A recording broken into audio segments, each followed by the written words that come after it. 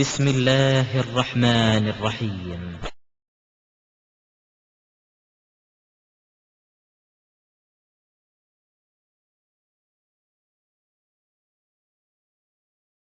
திருமறை குர்ஆன்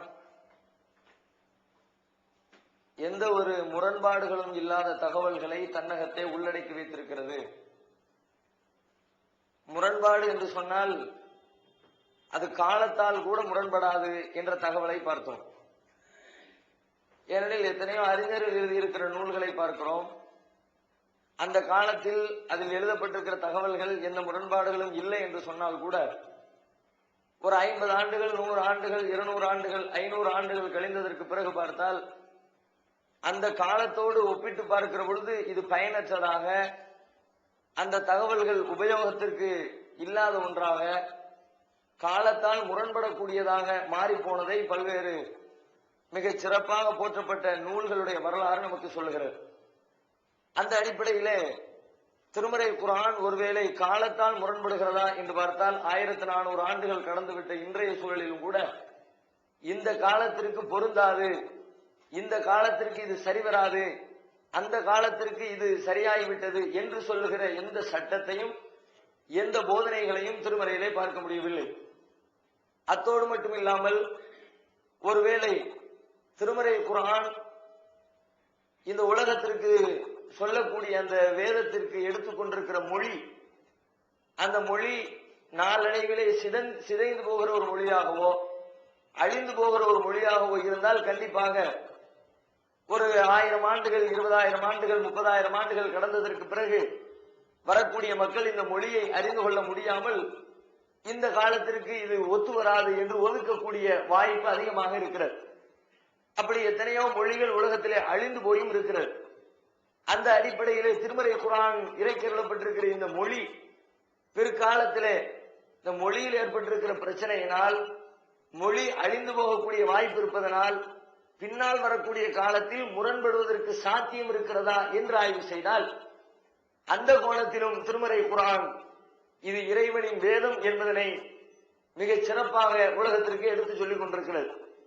எவ்வாறு திருமறை குர்ஆனிலே இறைவன் சொல்கிறான், وَكَذَلِكَ أَنزَلْنَاهُ قُرْآنًا عَرَبِيًّا وَصَرَّفْنَا فِيهِ مِنَ الْوَعِيدِ لَعَلَّهُمْ يَتَّقُونَ 20வது அத்தியாயத்தினுடைய 113வது வசனத்திலே அல்லாஹ் பேசுகிறான், இந்த திருமறை குர்ஆனை அவர்கள் இறைவனை அஞ்சுகின்றவர்களாக ஆக வேண்டும் என்பதற்காக அரபி மொழியிலே நாம் இறக்கி வைத்திருக்கிறோம், அதிலே பல்வேறு எச்சரிக்கைகளையும் நாம் தெளிவுபடுத்தி இருக்கிறோம் என்று அல்லாஹ் சொல்லுகிறார். மக்கள் அஞ்சக்கூடியவர்களாக ஆவதற்காக குர்ஆனை இறக்கி வைத்தோம்னு சொல்லி முடிச்சிருக்கலாம். குர்ஆனை இறக்கி வச்சோன்னு மொட்டையா சொன்னாலே கருத்து நமக்கு விளங்கத்தான் செய்யுது.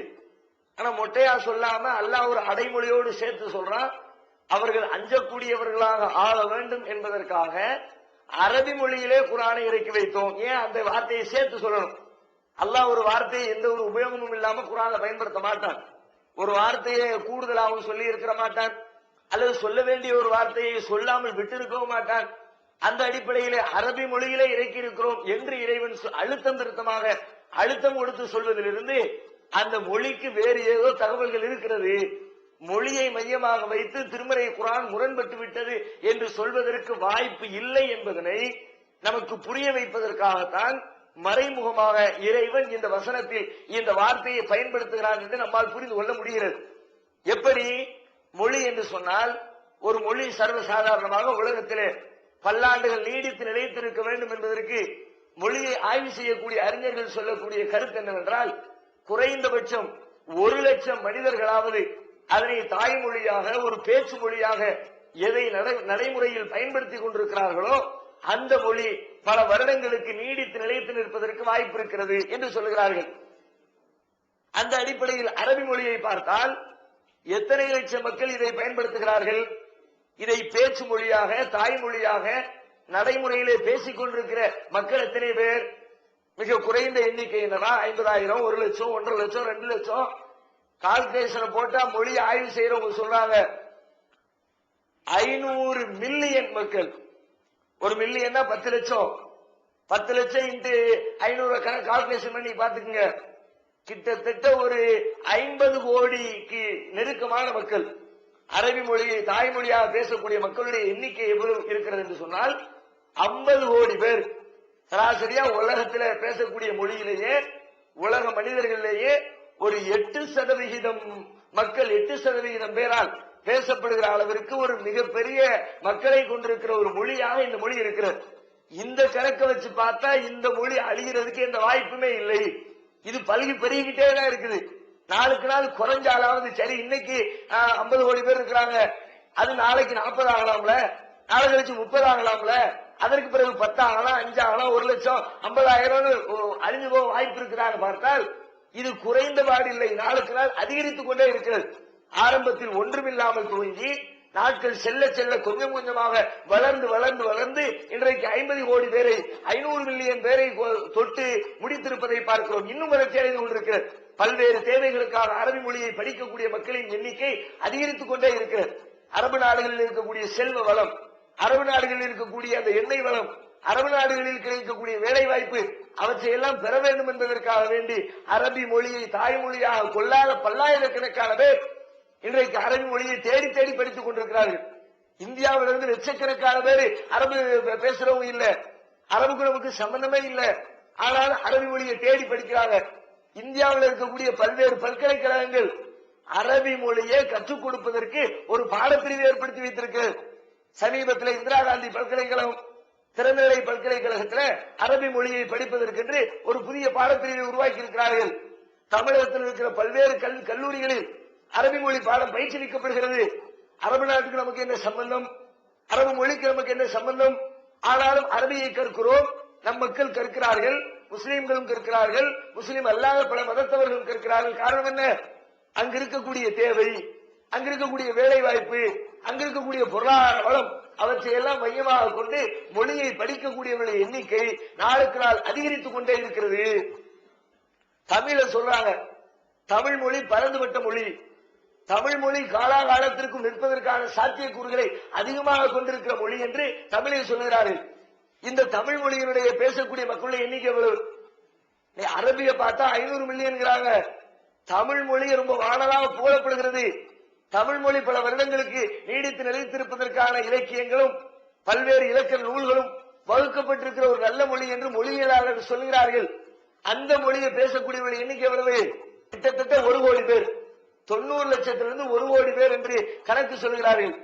வெறும் 1 கோடி பேர் பேசக்கூடிய மொழியே இந்த அளவிற்கு நீடித்து நிலைக்கும் என்று சொன்னால் 50 கோடி பேர் பேசக்கூடிய மொழி எத்தனை நாட்களுக்கு நீடிக்கும்?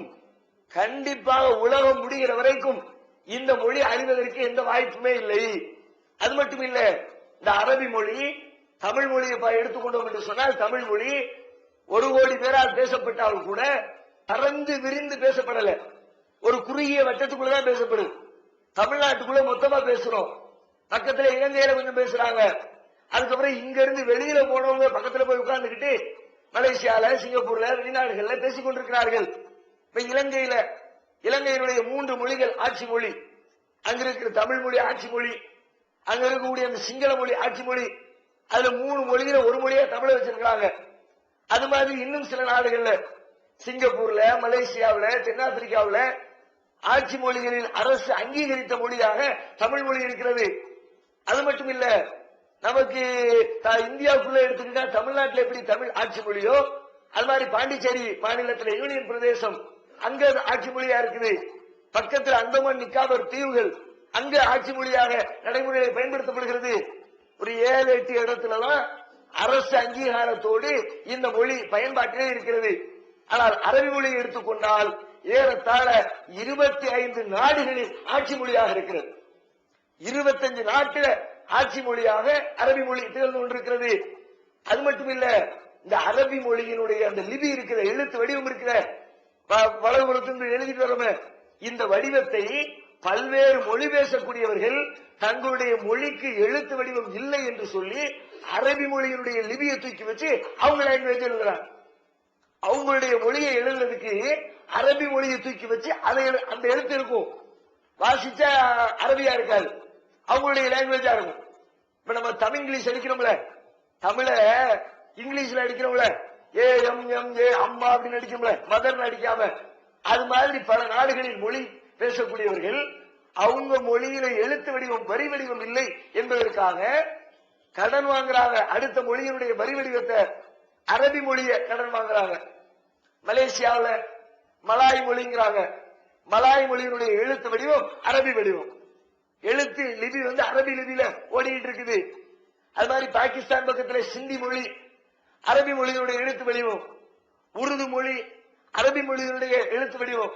பாரசீக மொழி அரபியினுடைய எழுத்து வடிவம். ஒரு காலத்துல தமிழ் மலையாளத்துல கூட அந்த பழக்கம் இருந்துச்சு. இன்னைக்கு அழிஞ்சு போச்சு. அரபு தமிழ் சொல்லுவாங்கல்ல, தமிழையே அரபியில் எழுதி வச்சிருப்பாங்க. அவர்கள் அழிஞ்சோரா மாவரேசம் ஒரு வர்று காப்லாந்து ஒரு கல்லு அவர்கள் இப்படி இப்படி எழுதி வச்சிருப்பாங்க. அரபு தமிழ் பள்ளிக்கூடத்துல நம்முடைய மதரசாக்கள் மக்தபுகள்ல பாடமாக எல்லாம் சொல்லிக் கொடுப்பார்கள். குரான் ஓதி முடிச்சாச்சுன்னா அடுத்து என்னன்னு கேட்பாங்க. கிராமங்கள்ல இன்னைக்கும் இருக்குது. குரான் ஓதிட்டியா, மௌலித் ஓதிட்டியா, இல்ல புர்தா ஓதிட்டியா, பிள்ளைங்களுக்கு அனுப்புவாங்க மதரசாவுக்கு மக்தபுக்கு. என்னெல்லாம் ஓதி இருக்குமான்னு கேட்டா 1 by 1 ஸ்டெப் பை ஸ்டெப்பா சொல்லிட்டே வருவாங்க. எஸ்ரல் குரான் முடிச்சாச்சு, குரான் ஓதி முடிச்சாச்சு, மௌலித் ஓதி முடிச்சாச்சு, புர்தா ஓதி முடிச்சாச்சு, அதுக்கப்புறம் லாஸ்ட் ஸ்டேஜ் அரபு தமிழ் ஓதி முடிச்சாச்சு. இதுவெல்லாம் ஓதி கொடுக்கக்கூடிய ஒரு பழக்கமாக கூட இருந்திருக்கிறது. பல்வேறு நூல்கள் அரபி மொழியில் அந்த எழுத்து வடிவத்தில் தமிழ் மக்களுக்கு அவர்கள் கொடுத்திருக்கிறார்கள். இந்த அரபியினுடைய வடிவம் மக்கள் மத்தியில் நிலைத்திருக்கிறது. அரபி மொழி மக்கள் மத்தியில் நிலைத்திருக்கிறது. இது எந்த காலத்திலேயாவது அழிஞ்சு போயிடும். உலகம் அழிகிறதுக்கு முன்னாடி மொழி போயிடும். அதனால் மக்களுக்கு இதனுடைய தகவல்கள் தெரியாமல் போயிடும். மக்கள் தெரியாம முழிப்பாங்க, காலத்தோடு முரண்பட்டு விடும் என்று சொல்வதற்கு எந்த வாய்ப்புகளும் எந்த ஒரு சாத்தியக்கூறுகளும் அரபி மொழியிலே கிடையாது என்பதனை மொழியை ஆய்வு செய்யக்கூடிய அறிவியலாளர்கள் நமக்கு தெளிவுபடுத்துவதை பார்க்கிறோம். அது மட்டுமில்ல, இந்த அரபி மொழி அது எந்த அளவுக்கு வளம் நிறைந்த மொழியாக இருக்கிறது என்று சொன்னால், அதனை சுத்தி இருக்கக்கூடிய பல்வேறு மொழிகளுக்கு தன்னிடமிருந்து சொற்களை கடன் கொடுத்த மொழியாக இருக்கிறது. ஒரு மொழி எந்த அளவுக்கு அரபி பறந்து பெற்ற மொழியாக இருக்குன்னு சொன்னா, சொல் வளம் அதிகமாக இருக்கிறது என்று ஆய்வு செய்தால், உலகத்தில் என்னென்ன மொழிதான் இருக்குதோ இருக்கிற மொழிகள் அத்தனை மொழிகளிலேயுமே அரபி மொழிகளுடைய பாதிப்பு கொஞ்சமாவது இல்லாமல் பெரும்பாலான மொழிகளை ஆய்வு செய்து பார்த்தால் அரபி மொழியோடு ஏதேனும் ஒரு விதத்திலே சம்பந்தம். அரபுல இருந்து ஏதாவது ஒரு 4 வார்த்தை ஒரு 10 வார்த்தை எடுக்காத மொழின்னு சொல்ல முடியாத போல இருக்கு. அந்த அளவுக்கு எல்லா மொழிகளிலும் அரபி மொழியினுடைய தாக்கம் நிறைந்திருக்கிறது. தமிழ் மொழி எடுத்துங்க, சொல்லவே தேவையில்லை. தமிழ் மொழியில பல 100 சொற்கள் அரபி மொழியில உள்ள சொற்களை தமிழாக மாற்றி பயன்படுத்திக்கிட்டு இருக்கிறோம். இது கோர்ட்டுடைய நிலவரங்கள், வக்கீலு, போலீஸ் ஸ்டேஷன், கோர்ட்டு, வாயிலா, ஜாமீனு, அங்க வழங்கப்படுற பெரும்பாலான சொற்கள் அரபி மொழி சொற்களை பயன்படுத்தி கொண்டிருக்கிறோம். தமிழ் பேசக்கூடிய நாம நம்முடைய நடைமுறை வாழ்க்கையில் எத்தனையோ சொற்களை சந்தனம்னு சொல்றோம். சந்தனம் என்கிறது என்ன சொல்லு?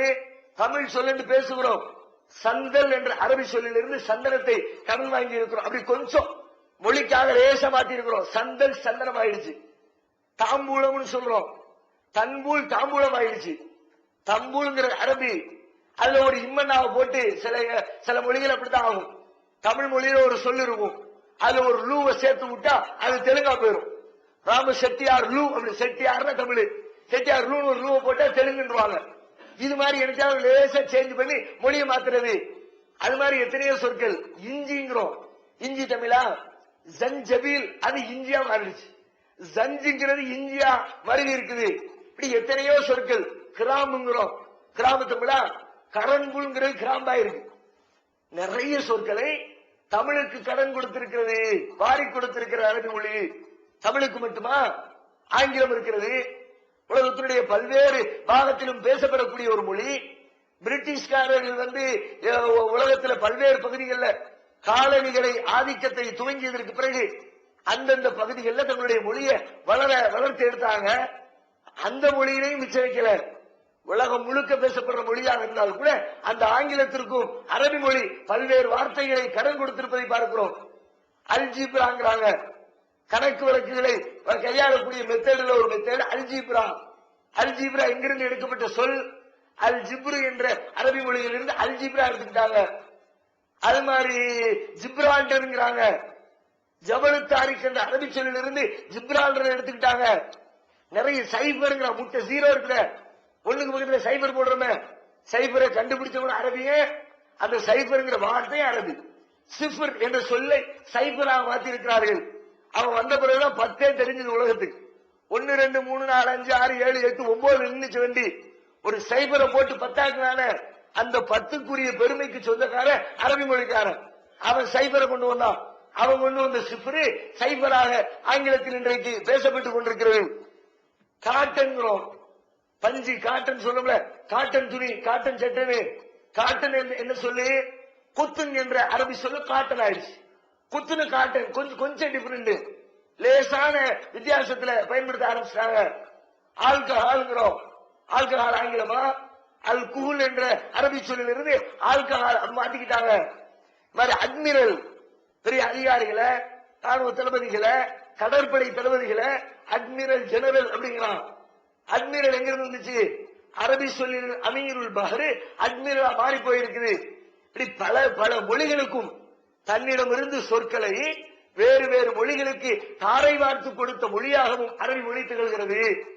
அதனால அரபி மொழி உயர்ந்தது அர்த்தம் இல்லை, அதை வச்சு சிறப்பு சொல்லலாம். அது அரபி பேசுறவங்க பெரிய ஆளு, அரபி இல்லாதவங்க மட்டும் அந்த அர்த்தத்துக்கு சொல்ல வரல. மொழியோடு ஒரு மொழியை இணைத்து பார்க்கிற பொழுது, மொழியோடு மனுஷனை நினைச்சு பார்க்கல. இந்த மொழியை பேசுற மனுஷன் வேற மொழியை பேசுற மனுஷன், இந்த மனுஷனை விட இந்த மனுஷன் உயிர் அப்படி இல்ல. ஒரு மொழி இன்னொரு மொழி, 2 மொழியை இணைத்து பார்த்தால் அந்த மொழிகளில் இருக்கிற வித்தியாசத்தை அளந்து பார்த்தால் பல்வேறு விதங்களில் சிறந்த மொழி, இயற்கை மொழி, நல்ல சொல் வளம் நிறைந்த மொழி, பல்வேறு வார்த்தைகளை தன்னகத்தை கொண்டிருக்கிற மொழி என்று பலதரப்பட்ட பண்புகளை சிறப்புகளை பெறக்கூடிய மொழியாக இந்த அரபி மொழி திகழ்ந்து கொண்டிருக்கிறது. இதை வச்சுக்கிட்டு வருங்காலத்துல முரண்படும் என்ற வாதத்துக்கு கொஞ்சம் கூட நியாயம் இல்ல. அது மட்டும் இல்ல, அல்லாஹ் சொல்றான் வெறும் அரபியில் மட்டும் சொல்லல, இன்னொரு வசனத்துல விளக்குறான். என்ன சொல்றா, 16வது அத்தியாயம் 103வது வசனத்துல ரசூல் ஸல்லல்லாஹு அலைஹி வஸல்லம் இட்டு கட்டுனாங்கன்னு சொல்லிட்டு பேசியிருந்தாங்க.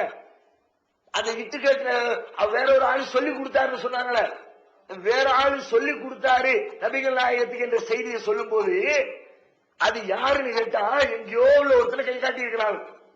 அரபி பேச தெரியாத ஒருத்தனை காட்டிக்கிட்டு அந்த ஆள் தான் நபிகள் நாயகத்துக்கு சொல்லி கொடுக்கிறாரு, அதை கேட்டுட்டு வந்துதான் இவர் ஊர்ல பயான் பண்ணிக்கிட்டு இருக்கிறாருன்னு சொன்னாங்க.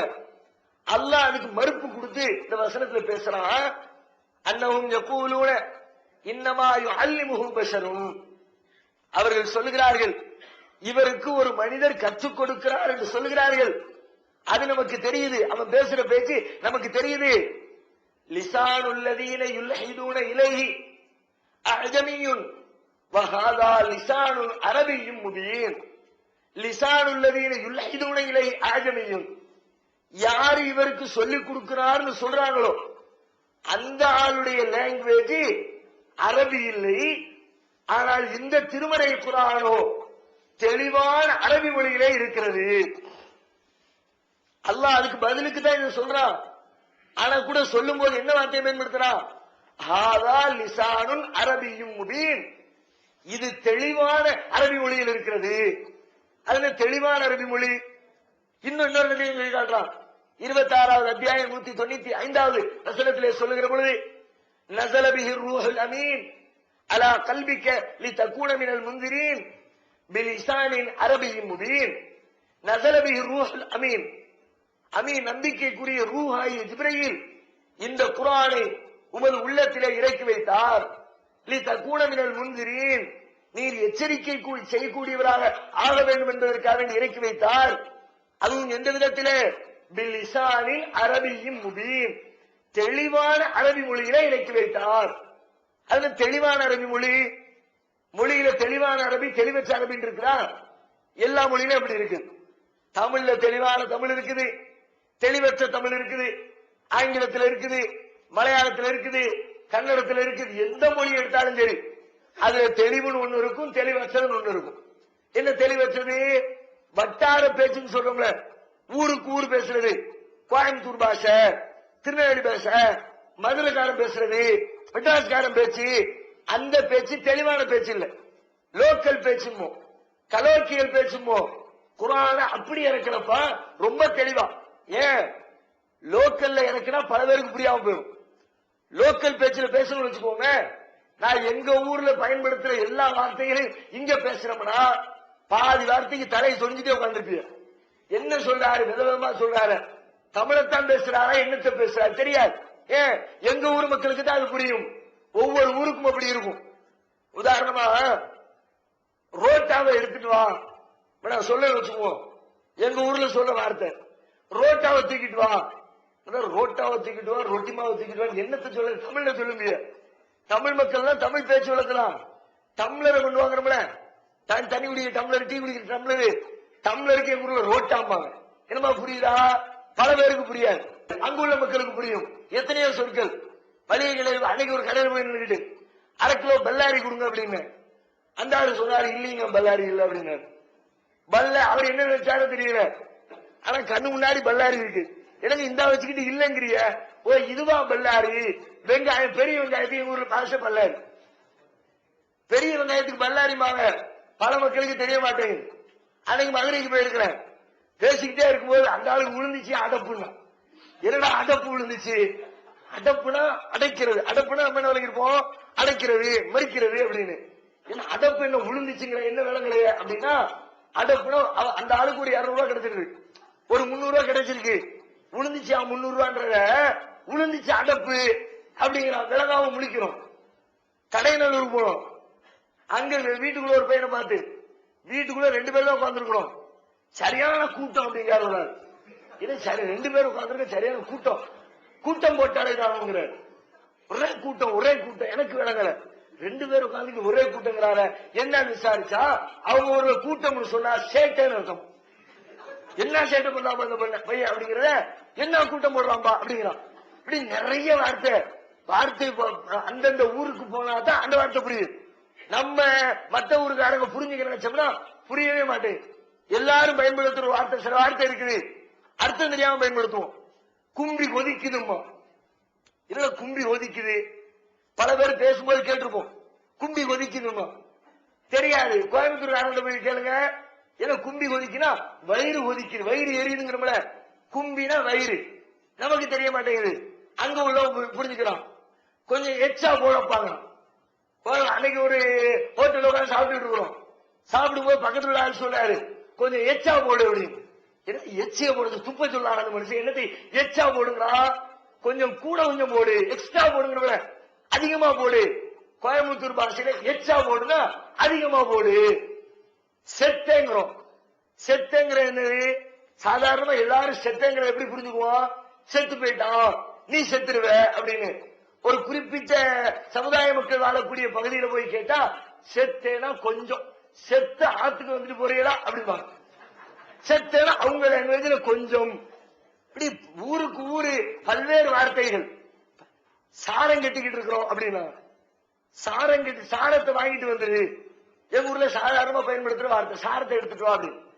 சாரத்தை எடுத்துட்டு வாங்க நீங்க என்ன புரியுவீங்க, சாரை என்ன எடுத்துட்டு வர்ற மேட்டரா, பில்டிங் கட்டும் போது பக்கத்துல வச்சு கெட்டிக்கிட்டு பெயிண்ட் அடிப்பான், செங்கல் தூக்கி வைப்பான், சிமெண்ட் வச்சு பூசுவான், அதான சாரம்னு. எங்க ஊர்ல சாரம்னா வேஷ்டி, கைலி இருக்கிற கைலிக்கு சாரம்பாங்க. இப்படி ஊருக்கு ஊர் பல்வேறு பகுதிகளில் பலவேறுபட்ட வார்த்தைகள். சொண்டி, சொண்டி பயமா, என்ன சொண்டி, நொட்டாங்க எழுதுறாங்க இடது கையில, இடது கையில எழுதுறவங்களுக்கு சொண்டி அப்படின்னு கோயம்புத்தூர் பக்கத்துல பயன்படுத்துறாங்க.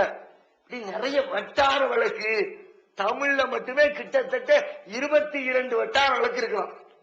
தமிழ் மொழியில கொங்கு வட்டார வழக்கு, மதுரை வட்டார வழக்கு, பிராமண சமுதாயத்தவர் வட்டார வழக்கு, முஸ்லீம்களின் வட்டார வழக்கு. நாம பேசிக்கிட்டு இருக்கோமே இப்ப பயான்ல, இதையே பொதுவா மத்தவங்களை கூட்டி வச்சு இதே லாங்குவேஜ்ல பேசணும்னா பல வார்த்தையை தலைவர் உட்காந்துருப்போம். நீங்க எல்லாம் புரிஞ்சுக்குவீங்க. நம்மளை விட்டு ஒரு கிரவுண்ட் தள்ளி போய் அங்கிட்டு பேசினா அந்த மக்களுக்கு புரியாது. அப்படிப்பட்ட நிறைய வார்த்தைகளை நாம் பயன்படுத்தி கொண்டிருக்கிறோம். இது மாதிரி பயன்படுத்தினா சிக்கல், முரண்பாடு வரும். இது அப்படி இருக்க, எச்சானா என்னது, எக்ஸ்ட்ராவா, வேற என்ன அர்த்தமா, பல்லாரினா என்ன, பெல்லாரியா, குழம்பிக்கிட்டு உட்கார்ந்துருப்பான்.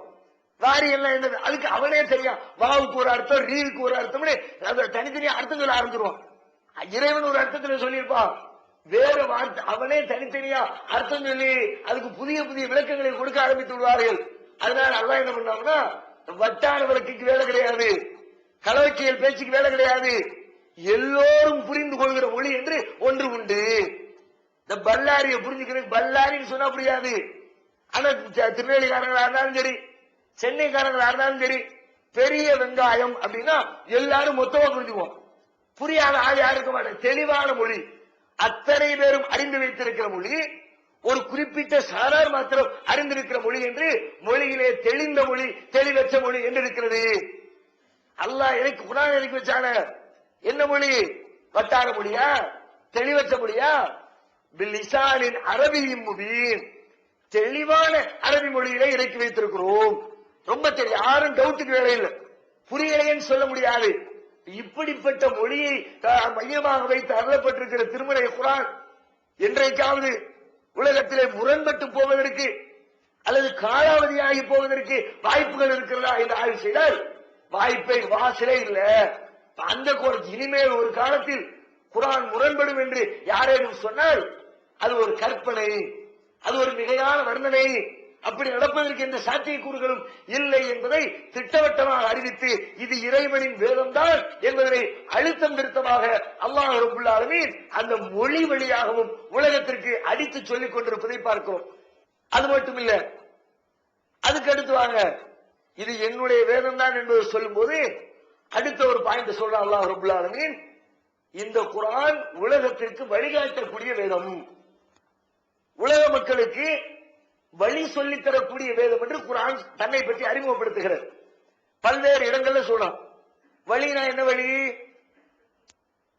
அல்லாஹ்வை அடைவது எப்படி என்ற வழியா? வெறுமனே தொழுவது எப்படி என்பதை சொல்லித் தருகிற வழியா? வெறுமனே நோன்பு ஜக்காத்து என்ற வழிபாடுகளை மாத்திரம் சொல்லித் தர வழியா? இதெல்லாம் வழிகாட்டுதல் தேவைப்படுகிறதோ அத்தனை வழிகளையும் அல்லாஹ் திருமறை வழியாக சொல்லித் தருகிறான். குர்ஆன் வழிகாட்டும். எதுக்கு வழிகாட்டும்? உனக்கு எதுவெல்லாம் வழி தெரியலன்னு குர்ஆன்ல போய் நிக்கிறியோ அது எல்லாத்துக்கும் வழிகாட்டும். ஒரு குறிப்பிட்ட ரூட்ல ஒருத்தர் டிரைவரா இருப்பாரு, அவர்கிட்ட போய் கேட்டா அந்த ரூட்டுக்கு மட்டும்தான் வழியை காட்டுவார். ஒரு குறிப்பிட்ட ஏரியாவில் போய்கிட்டு இருப்பான். மெட்ராஸ்காரங்கிட்ட வந்து டி நகருக்கு எப்படி போகணும்னு கேட்கலாம், அல்லது பெரம்பூருக்கு எப்படி போலான்னு கேட்கலாம், தாம்பரத்துக்கு எத்தனை நம்பர் பஸ்ல எல்லாம் கேட்கலாம். இந்த பகுதியில் இருக்கிறவர்களுக்கு இதற்கான வழி தெரியும், அவர்களுக்கு இதை கேட்கலாம். இதை விட்டுட்டு திருச்சிக்கு பக்கத்தில் இருக்கிற ஸ்ரீரங்கத்துக்கு போறதுக்கு திருச்சியில இருந்து எத்தனை நம்பர் பஸ் ஏறணும்னு இங்க உட்கார்ந்து இருக்கிறவர்கிட்ட கேட்டா அது அங்க போய் கேளுப்பாங்க.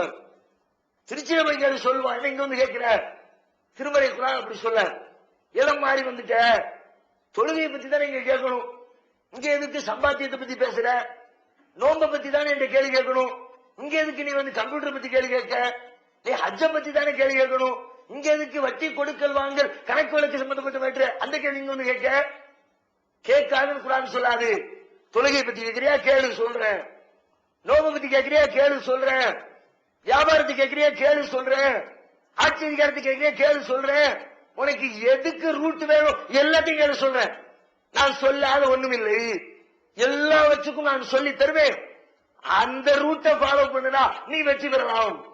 எல்லாவற்றுக்கும் நான் வழிகாட்டுவேன், அந்த வழியில் நீ போனா ஜெயிக்கலாம். அதை விட்டு வேற ஒரு ரூட்டை தேர்ந்தெடுத்தா ஜெயிக்க முடியாது. எப்பொழுது சொல்கிறது? முதலாக இந்த உலகத்திற்கு மனிதனை இறைவன் அனுப்பி வைக்கிற ஆரம்ப தருணம், ஆதம் அலைஹிஸ்ஸலாம் ஹவ்வா அலைஹிஸ்ஸலாம் அந்த சுவன தோட்டத்திலிருந்து வெளியேற்றப்பட்ட தருணம், இந்த புவிக்குள்ளே அவர்கள் அனுப்பி வைக்கப்பட்ட நேரம். அந்த நேரத்தில் இரண்டு பேரையும் பார்த்து இறைவன் பேசுகின்ற தகவல்களை திருமறை குர்ஆன் சொல்கிறது. 20வது அத்தியாயம் 123வது வசனம், قال اهبطا منها جميعا بعضكم لبعض عدو, நீங்கள் இருவரும் ஒரு சேர இறங்குங்கள். ரெண்டு பேரும் கீழே போங்க, பூமிக்கு போங்க. بعضكم لبعض عدو, உங்கள சிலருக்கு விரோதியா இருப்பீங்க. பூமியில மனுஷன் ஆளாளுக்கு ஒருத்தன் விரோதம் பண்ணிட்டு இருப்பாங்க. فإما يأتينكم مني هدى, என்னிடமிருந்து உங்களுக்கு வழிகாட்டுதல் வரும். فمن اتبع هداي, எனது வழிகாட்டுதலை யார் பின்பற்றுகிறாரோ فلا يضل ولا يشقى, அவர் வழி தவற மாட்டார், அவர் துர்பாக்கியசாலியாக மாறிவிட மாட்டார். என் தெரிந்து உனக்கு செய்தி வரும், என்னென்ன ரூட்ல போகணும், எதை விதைக்கணும், எதை அறுவடை செய்யணும், எதை திங்கணும், எதை உடுத்தணும், யாரோட குடும்பம் நடத்தணும், எல்லாத்துக்கும் நான் சொல்லி தருவேன். ஏன் ரூட்டை ஃபாலோ பண்ணுனா பலா எழில் ஃபாலோ பண்ணுகிறவர் அவர் வெளியில வர மாட்டார். பலா எஸ்தா அவர் துர்பாக்கியசாலியாக மாறிவிட மாட்டார் என்று திருக்குறான்ல சொல்லலாம். எல்லாத்துக்கும் வழி இருக்குது. அந்த வழி எப்படி எப்படி வழி வழின்னு முட்டையா மட்டும் சொல்லல, ஒண்ணு விடாம எல்லாத்துக்கும் வழி சொல்றான். 5வது அத்தியாயம் 3வது வசனம், அல்யோம அக்மல் துலக்கும் தீனக்கும், இன்றோடு உங்களின் மார்க்கத்தை பூரணப்படுத்திட்டேன். பூரணப்படுத்த என்ன அர்த்தம்? உனக்கு என்னதான் ரூட் தேவையோ, என்னென்னலாம் டவுட் வருமோ, என்னென்னலாம் வழிகாட்டுதல் வேணுமோ எல்லாத்தையும் கம்ப்ளீட் பண்ணி கொடுத்துட்டேன். உனக்கு எல்லாம் இருக்குள்ள அக்மல்த்து பூரணமா இருக்கு.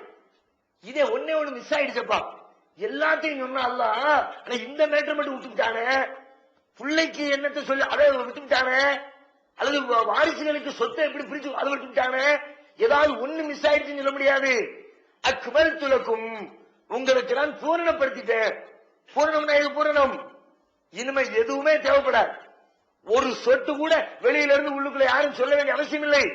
அதைத்தான் இறைவனுடைய பாஷையில இறைவன் பூரணம் என்கிறான், முழுமை என்கிறான். அது அல்லாஹ் சொல்றான், முழுமையான வழிகாட்டுதல், எதுலையுமே குறை வச்ச வழிகாட்டுதல் இல்ல. அடுத்து சொல்றான், அது கூட பெரிய மேட்டர் இல்ல, அது பெரிய விஷயம் தான். எல்லாத்துக்கும் வழிகாட்டுறது, ஒண்ணு கூட விடாம வழிகாட்டுறது அது ஒரு பெரிய இறைவனால் மட்டுமே முடியக்கூடிய காரியம். அடுத்து சொல்றான், அதை விட பெருசா அந்த வழிகாட்டுதல் கூட ஒரு குறிப்பிட்ட காலத்துக்கு மட்டும் இல்லை. சில நேரத்தில் குறிப்பிட்ட காலத்துக்கு வர்ற பிரச்சனைகளா ஒருத்தர் தீர்வு சொல்லான்னு வச்சுக்குவோம். எனக்கு வேணாலும் கொண்டு வாப்பா, யார்கிட்ட 4 பேர்த்த கேட்டு உனக்கு நான் பதில சொல்லன்னு சொல்றாரு. குறிப்பிட்ட காலத்துக்கு வேணா சொல்லலாம். 100 வருடத்திற்கு பிறகு வரக்கூடிய பிரச்சனைக்கு இன்றைக்கு அமர்ந்து கொண்டு ஒருவரால் தீர்வு சொல்ல முடியுமா? உலகத்தில் எந்த மனுஷனுக்கும் முடியாது. ஏன்? 100 வருஷத்துக்கு பிறகு என்ன வரும், என்ன கண்டுபிடிப்பு வரும், என்ன பிரச்சனை வரும், என்னென்ன கேரக்டர்ல மனுஷன் இருப்பான், எவன் சட்டை எவன் பிடிப்பான், யாருக்கு யாருக்கும் பிரச்சனை வரும், அந்த பிரச்சனையில மையப்புள்ளி எங்க இருந்து ஆரம்பிக்கும், அதை களையிறதுக்கு என்ன ரூட்னு 100 வருஷத்துக்கு முந்தி இருக்கிற மனுஷனால யூகிக்க முடியாது.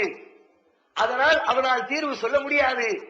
ஆனால் உலகத்தை படைத்த இறைவன் 100 ஆண்டுகள் பிறகல்ல, 1000 ஆண்டுகள் கழிந்தல்ல, லட்சோப லட்ச வருடங்கள் கடந்தாலும் அதுக்கு பிறகு வரப்போறவனை அவன் தான் படைக்க போறான். அவனுக்கு வரப்போற பிரச்சனையும் அவன் தான் தர போறான். அதற்கான சொல்யூஷனை அவனால் கொடுக்க முடியுமா? முடியாதா? ஈஸியா கொடுத்துருவான். அவன் தானே படைக்கிறான், அவன் தானே உருவாக்கி இருக்கிறான். அதனால என்னென்ன பிரச்சனை எல்லாம் உலகம் முடிகிற வரைக்கும் வருமோ அத்தனை பிரச்சனைக்கும் உண்டான தீர்வுகளை திருமறை குர்ஆனில் சொல்கிறான். அல்லாஹ் சொல்றான் 17வது அத்தியாயம் 12வது வசனம், ஒக்குல்ல ஷைஇன் ஃபஸ்ஸல்னாஹு தஃஸீலா, எல்லா காரியத்தை எல்லா செய்தியத்தையும் ஒவ்வொரு விஷயத்தையும் ஃபஸ்ஸல்னாஹு தஃஸீலா, அதை நாம் மிக தெளிவாக விளக்கி இருக்கிறோம். இந்த திருக்குர்ஆன்ல எல்லாத்தையும் 1000 வருஷத்துக்கு பின்னாடி வர மேட்டரையும் ரொம்ப தெளிவா விளக்கி இருக்கிறோம். 18வது அத்தியாயம் 54வது வசனத்துல இதே கருத்தை வேறொரு வார்த்தையில சொல்றான், வலகது ஸர்ரஃப்னா ஃபீ ஹாதல் குர்ஆனி லின்னாஸி மின் குல்லி மஸலின், இந்த குர்ஆனில் மனிதர்களுக்காக நாம் தெளிவுபடுத்தி இருக்கிறோம். மின் குல்லி மஸலின், ஒவ்வொன்றிற்கான முன்னுதாரணத்தையும் தெளிவுபடுத்தி இருக்கிறோம். ஒண்ணுக்கும் ரூட் எப்படி, ஒண்ணுக்கும் வழிகாட்டுதல் எப்படி, எதை ரோல் மாடல் நீ வச்சுக்கிட்டா பிரச்சனையை தீர்க்க முடியும் என்பதற்கு எல்லாவற்றிற்கும் முன்மாதிரியை கொடுத்துட்டோம். ஒண்ணு கூட மிஸ் ஆகல. மின் குல்லிங்கிறான், ஒண்ணுக்கும் சும்மா கொடுத்தோம் சொல்லல, முன்மாதிரியை தந்திருக்கோம் சொல்லல, ஒவ்வொன்னுக்கும் முன்மாதிரி, எதுவுமே விடுபட்டு போகல. எல்லா வரக்கூடிய காலத்திலும் பல வருடங்கள் கழிந்ததற்கு பிறகு வரக்கூடிய காலத்திலும் தீர்வு சொல்கிறது என்று சொன்னால் அது ஆச்சரியம் இல்லையா? அது அற்புதம் இல்லையா? படைத்த இறைவனை தவிர வேறு யாராவது ஒருவரால் இதற்கு என்னால் முடியும் என்று சொல்ல முடியுமா? இதை நான் செய்து காட்டுகிறேன் என்று அப்படி ஒரு நூலை ஒருவரால் தயாரிக்க முடியுமா?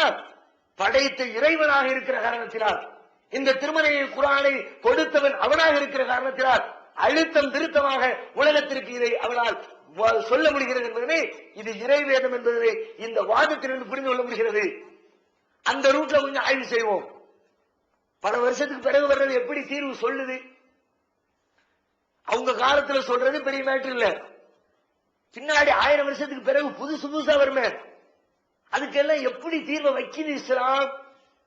ஒண்ணு தீர்வு எல்லாத்தையும் வழிகாட்டுறதுனா முடியுமா? அது எப்படி சாத்தியம்? புதுசு புதுசா வருமே, புதுசு புதுசா கண்டுபிடிப்பானே, அதுக்கெல்லாம் சொல்லணுமா?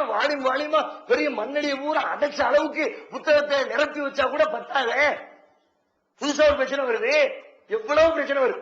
புதிய பிரச்சனை என்று சொன்னால் அன்று இல்லாத இன்றைக்கு உலகத்தில் புதிதாக உருவாகி இருக்கிற பிரச்சனைகளை அப்படியே கண்ணு முன்னாடி கொண்டு வாங்க. புதுசு புதுசா என்னென்னலாமோ வந்திருக்கு. இதை செய்யலாமா செய்யக்கூடாதா? இந்த கண்டுபிடிப்பை பயன்படுத்தலாமா படுத்தக்கூடாதா? ஒரு காரியத்திலே நுழையலாமா நுழையக்கூடாதா? பல பேர் நுழைவாங்க, ஒரு காரியத்தை செய்வாங்க, என்ன பிரச்சனை செய் அப்படின்னு சொல்ற செய்யறதில்லை. அல்லாஹ் சொல்லி செய்யணும். ஆர்டர் செய்யுன்னு அதுல இருக்கணும், அல்லது செய்யாதேன்னு இருக்கணும். அப்படி செய்யறாங்களா? உலகத்தில் எந்த மதத்திலே அப்படி செய்யப்படாது. இன்னைக்கு புதிதாக கண்டுபிடித்த எத்தனையோ வாகனங்களை எடுத்துக்கொள்வோம். ரசூலுல்லாஹ் காலத்தில் இல்லாத வாகனம், கிபி 6ஆம் நூற்றாண்டு 7ஆம் நூற்றாண்டுல இல்லாத புதிய புதிய எவ்வளவு வாகனம் இருக்கு. எத்தனை கம்பெனிக்காரன் தயார் பண்ண. 2 வீலரே எடுத்துங்க, லட்சம் 2 வீலர் போட்டுட்டான், விதவிதமா போட்டிருக்கிறான். ஸ்பிளெண்டர் அது ஒரு மாடலுங்கிறான், M80 அது ஒரு டிசைனுங்கிறான், ஹீரோ ஹோண்டா யூனிகார்ன் அது ஒண்ணுங்கிறான்.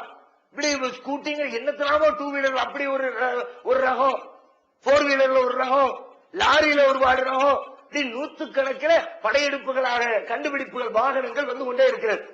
இந்த வாகனத்தை பயன்படுத்தலாமா கூடாதா என்று சொல்லி அங்கு ரிசல்ட் இருக்குதா? வேற மதத்துல வேற கொள்கையில வழிகாட்டுதல் இருக்குதா? இஸ்லாத்துல இருக்கு. எஸ் எதை வேணாலும் கேளு, எஸ்ஆர் போயிடும்.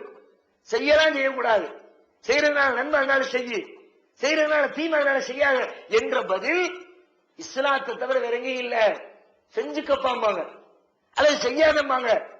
ஏன் தெரியல, செய்யவா என்ன பார்த்து செஞ்சுக்க. இஸ்லாம் அப்படி விட ஆர்டரை போட்டு வழிகாட்டுதலை போட்டு அனுப்பும். எத்தனை வாகனம் வந்திருக்கு, இதை பயன்படுத்தலாமா கூடாதா? அன்றைய காலத்துல ரசூலுல்லாஹ்வுக்கு தீர்வு சொல்ல முடியுமா? எதெல்லாம் வரும் உங்களுக்கு தெரியாது, அவங்களால தீர்வு சொல்ல முடியாது. படைச்ச ரப்புக்கு தெரியும், அவன் தீர்வு சொல்ல. எப்படி சொல்றான்? 16ஆவது அத்தியாயம் 5, 6, 7 ஆகிய வசனத்துல பேசுகிறான். வல் அன்ஆம் கால்நடைகளை பத்தி பேசுறான். வல் அன்ஆம خلقها لكم فيها دفء ومنافع ومنها تأكلون. கால்நடைகள் அவற்றை இறைவன் உங்களுக்காக படைத்தான், அதுல இருந்து நீங்க பயன்பெறீங்க, அதுல கம்பளி ஆடைகளை செஞ்சு போட்டுக்கிறீங்க, அதை அறுத்து சாப்பிடுறீங்க. வலக்கும் ஃபீஹா ஜமாலுன் ஹீன துரீஹூன வ ஹீன தஸ்ரஹூன். காலையிலும் சாயங்காலமும் ஆடு மாடுகளை ஓட்டிட்டு போறீங்க, ஓட்டிட்டு போகும்போது அது உங்களுக்கு பெரிய அந்தஸ்தா இருக்குது. وتحمل أثقالكم إلى بلد لم تكونوا بالغيه إلا بشق الأنفس.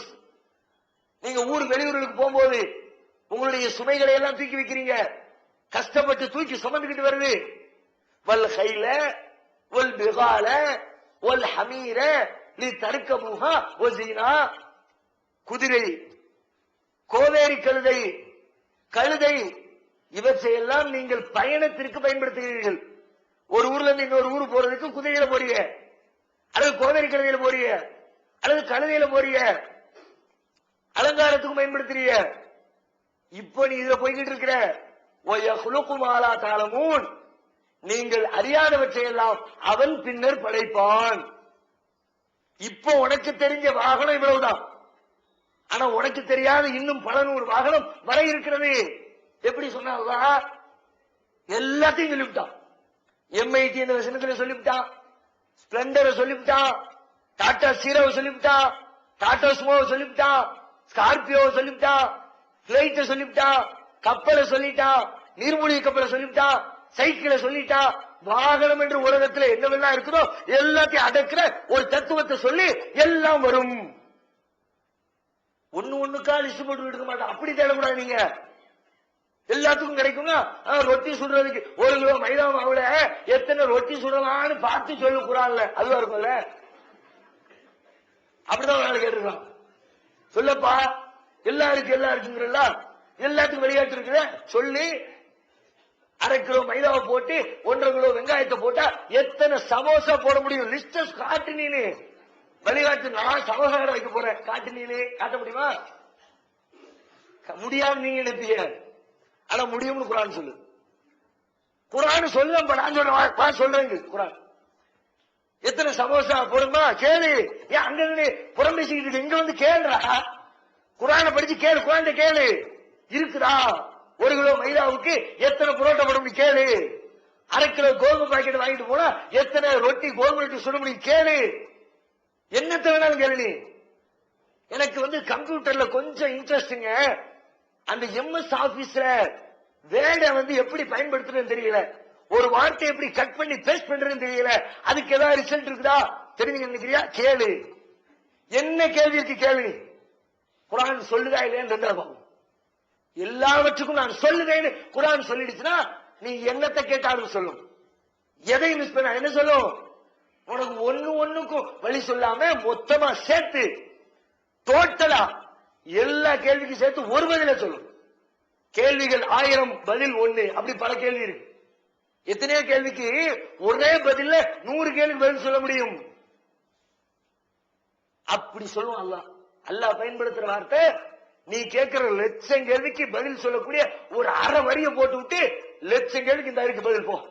என்ன சொல்றான்? சூரத்துல் அன்பியாவுல சொல்றான் 21வது அத்தியாயத்துல ஆரம்பத்துல ஃபஸ்அலு அஹ்ல ذிக்ரி இன் குன்தும் லா தஅலமூன். உனக்கு 1 கிலோ மாவுல எத்தனை ரொட்டி போடுறன்னு தெரியலையா? தெரிஞ்ச ஒருத்தர் இருப்பான், புரோட்டா கடைக்காரன் இருப்பான். தெரியவில்லை என்றால் தெரியாதவன் தெரிந்தவனிடத்திலே போய் கேட்டுக்கொள். பதில் ஒண்ணு நீங்க ரொட்டிக்கு மாவு போட சொன்னா அதுக்கு போட்ட பெரிய லிஸ்ட், பெரிய புக்கு லாரியில இதுல வரணும். பெரிய 12 லாரியில கொண்டு வரணும் குரான. இந்த சட்ட புத்தகத்தை படிச்சுக்கிட்டு இருக்காங்களே, எங்க என்ன சட்டம் இருக்குன்னு சட்டம் படிக்கிறவங்களே தெரியும். எத்தனை நம்பர்ல என்ன இருக்கு, மும்மாண்டி தண்டி தண்டியா பெரிய பெரிய தரவாணி சைஸ்ல இருந்தா எங்க போய் படிக்க? சிம்பிளா கொடுத்து எல்லாத்தையும் அது உள்ளுக்கு அடக்கி உனக்கு தெரியலாட்டி இன்னொருத்தருக்கு தெரிஞ்சிருக்கும், தெரிஞ்சவங்க போய் கேளு, ஆன்சர் ஓவரு. அது மாதிரி இங்க அல்ல சொல்றான், வாகனத்தை போலாமா போக கூடாதா? வாகனம் சொல்லி சிலர் வரும்பா. இன்னைக்கு இதுல நீ எப்படி பயணிக்கிறியோ அன்னைக்கு அதுல பயணிச்சுக்க. இன்னைக்கு கழுதையில போற மாதிரி அன்னைக்கு நீ ஸ்கார்பியோல போய்க்க. இன்னைக்கு நீ குதிரையில போற மாதிரி அன்னைக்கு நீ கப்பல்ல போய்க்க. இன்னைக்கு நீ கோவில் கழுதையில போற மாதிரி அன்னைக்கு நீ பிளைட்ல போய்க்க. என்ன வருதா அதுல போய்க்க சொல்லிவிட்டான்ல. வேற எங்கேயாவது சொல்லப்பட்டிருக்கா காட்டுங்க. நீ போகலாம் போக கூடாது என்ற ஆன்சர் சொல்லப்பட்டிருக்கிறதா? எங்கேயும் சொல்லப்படல. அது மட்டும் இல்ல, சொல்லு இப்படி சொல்லிவிடலாம். பொதுவா சொன்ன பிறகு அதை செயல்படுத்தும் போது நடைமுறை சிக்கல் வருமே, அந்த பிரச்சனை வருத்திக்கணும்ல. ஏற்கனவே வேற வேற சட்டத்தை வச்சிருப்போம். இத போலான்னு சொல்லிவிட்டா போகும்போது ஏதாவது பஞ்சாயத்தை இழுத்து வைப்பானு, அதுக்கு என்ன கேட்பான?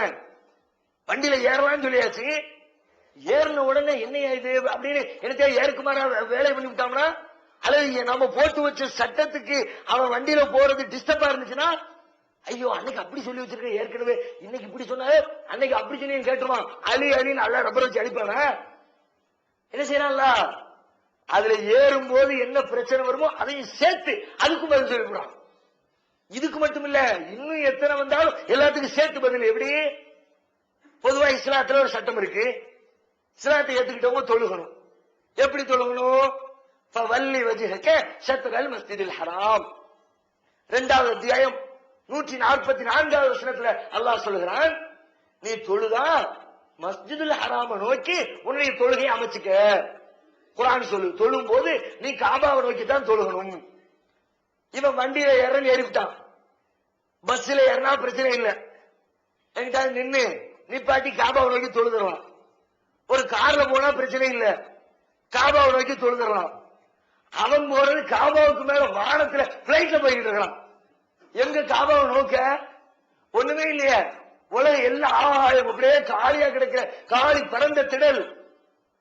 இதுல ஏறினா ஏற்கனவே சொல்லி வச்சிருக்கோம்ப்பா காபாவை முன்னோக்கணும், மேல போய் நின்றுட்டு காபாவை முன்னோக்க சொன்ன லுகரி டைம் ஆயிடுச்சு, இப்ப நான் எப்படி முன்னோக்க? படுத்துக்கிட்டு முன்னோக்கணும் சொல்ல முடியும்? அப்ப கூட எப்படி முன்னோக்கலாம்? காபாவுக்கு கரெக்டா மேல இருந்தா மட்டும்தான், படுத்தா கூட பேரும் வண்டி. நம்ம இந்தியாவுக்கு மேல போய்கிட்டு இருக்கும்போது படுத்தா கீழே என்ன இருக்கோ அதான்.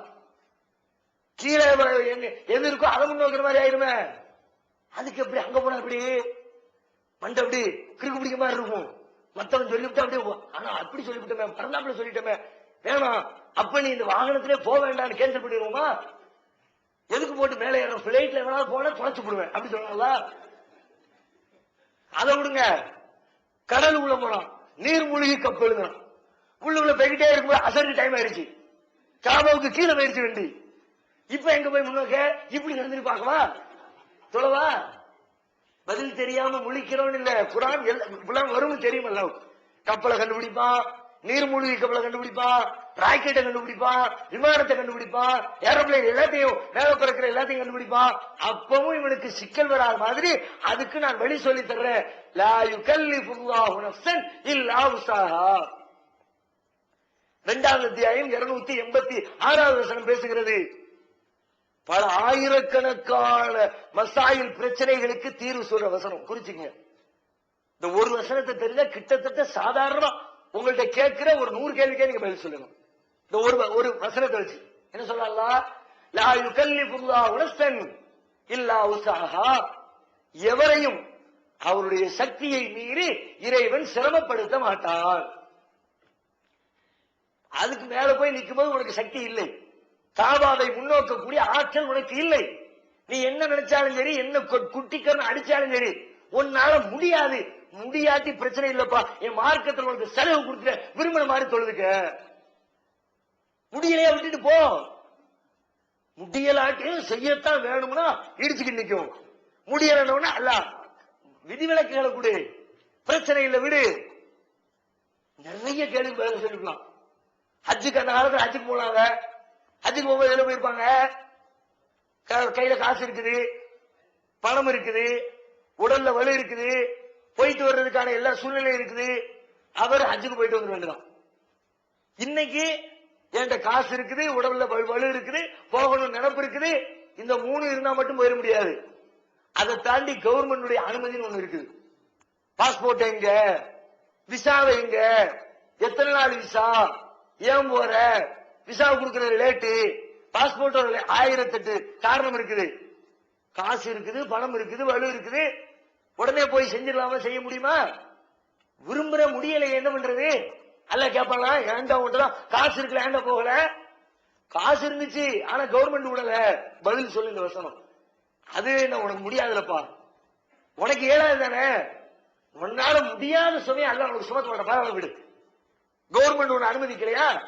பாஸ்போர்ட் பிடிங்க வச்சுக்கிச்சா? எஃப்ஐஆர் போட்டிருக்கு இவர் மேல, அதனால இவர் வெளிநாடு போக கூடாதுன்னு கவர்மெண்ட் சட்டம் போட்டு உன்னை வெளிநாடு போடாம தடுத்துருச்சா? அதனால போக முடியலையா? பரவாயில்ல விடு. லாயில் கல்லிஃபுல்லாஹு நஃப்ஸன். அல்ல ரொம்ப ஐயோ போட்டு புலம்ப தேவையில்லை. சக்தியை மீறி அல்லாஹ் கஷ்டப்படுத்த மாட்டான். இன்னும் சொல்றான் அல்லாஹ் தொழுகை பத்தி சொல்லும் போது, இந்த பிளைட்ல பறக்கும் போது தொழுகிறவன் அந்த வசனத்திலேயே அதுக்கு பதில் இருக்குது, இன்னொரு பதிலையும் சேர்த்து சொல்றான். பொது விதியத்தான் சொல்லுவான். அந்த விதிக்குள்ள 1000 பிரச்சனை தீர்வு வரும். என்ன விதியை சொல்றான்? வலில்லாஹில் மஷ்ரிக் வல் மக்ரிப் ஃபஐனமா துவல்லு ஃபஸம்ம வஜ்ஹுல்லாஹ். கிழக்கும் மேற்கும் எல்லா திசைகளும் அல்லாஹ்வுக்கே சொந்தம். ஃபஐனமா துவல்லு ஃபஸம்ம வஜ்ஹுல்லாஹ். நீங்கள் எங்கு நோக்கினாலும் அங்கே இறைவனின் திருமுகம் இருக்கிறது. எல்லாம் அல்லாஹ்வுக்கு தான் சொந்தம். முடியாத இடத்துல எங்க வேணாலும் திரும்பிக்க. இருட்டுக்குள்ள நைட்டு 10 மணி மாட்டிக்கிட்டோம், திசை தெரியல, கிபிலா தெரியல, ஊருக்குள்ள பிளைட்ல பறக்கணும் அவசியம் இல்ல, பரவாயில்ல விடு. எங்கிட்டு திரும்பினா அல்லாஹ்வுடைய ஊருக்கு தொழுதுட்டு போகும். இன்னும் இப்படி நவீனமாக எழுந்திருக்கிற பல நூற்றுக்கணக்கான பிரச்சனைகளுக்கு திருமறை குர்ஆன் எப்படிப்பட்ட தீர்வுகளை முன்வைத்து அது தன்னை இறைவனின் வேதம் என்று வெளிப்படுத்துகிறது என்ற தகவல்களை வரும் நாட்களில் இன்ஷா அல்லாஹ் தொடர்ந்து பார்ப்போம். அல்லாஹ்